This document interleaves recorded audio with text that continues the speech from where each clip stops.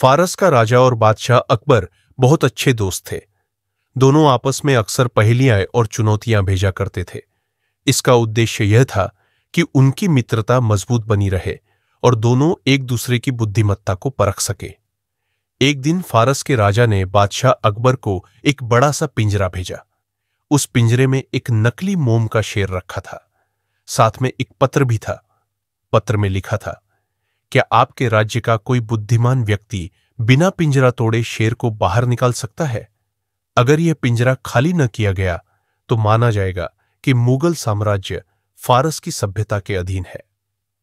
बादशाह अकबर ने उत्सुकता से अपने दरबार के सभी मंत्रियों और दरबारियों की ओर देखा और कहा, मैं जानता हूं कि आप सभी अपने अपने क्षेत्रों में बहुत गुणी और सम्मानित है। क्या आप में से कोई इस पिंजरे को बिना तोड़े शेर को बाहर निकाल सकता है? पूरा दरबार चुप था।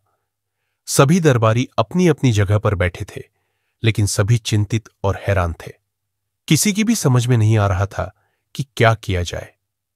उसी दिन बीरबल दरबार में मौजूद नहीं था, क्योंकि वह किसी सरकारी काम से बाहर गया हुआ था। अकबर ने मन ही मन सोचा, काश बीरबल इस समय यहां होता। फिर उन्होंने तुरंत दूत को भेजकर बीरबल को बुलाने का आदेश दिया। अगले दिन अकबर दरबार में अपने सिंहासन पर बैठे थे। सभी दरबारी मौजूद थे, सिवाय बीरबल के। थोड़ी ही देर में बीरबल ने दरबार में प्रवेश किया। वह झुककर बादशाह को प्रणाम करते हुए बोला, जहांपनाह, मैं आपकी सेवा में हाजिर हूं। क्या आदेश है मेरे लिए? अकबर ने उसे सारी बात बताई और फारस के राजा द्वारा भेजा गया पत्र उसके हाथ में दे दिया। बीरबल ने पत्र ध्यान से पढ़ा और पिंजरे की ओर देखा। फिर बीरबल ने एक सेवक को बुलाया और कहा, जाओ, एक गरम लोहे की छड़ लेकर आओ। सेवक तुरंत छड़ ले आया। बीरबल ने वह गरम छड़ मोम के शेर से छुआई। शेर धीरे धीरे पिघलने लगा और कुछ ही देर में पूरा शेर पिंजरे से बाहर बहकर निकल गया। यह देखकर सभी दरबारी और फारस का दूत चकित रह गए। बादशाह अकबर ने बीरबल से पूछा, तुमने कैसे समझ लिया कि यह शेर मोम का बना है?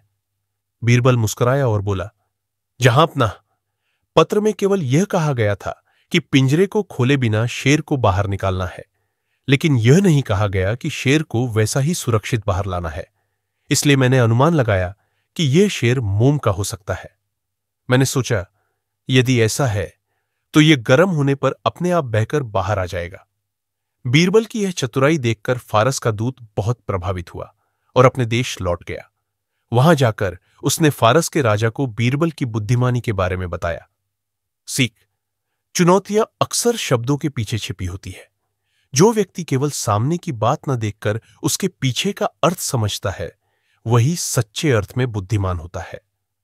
दोस्तों, कहानी अच्छी लगी तो वीडियो को लाइक करें और चैनल को सब्सक्राइब करें ताकि अगली वीडियो आपसे मिस ना हो सके।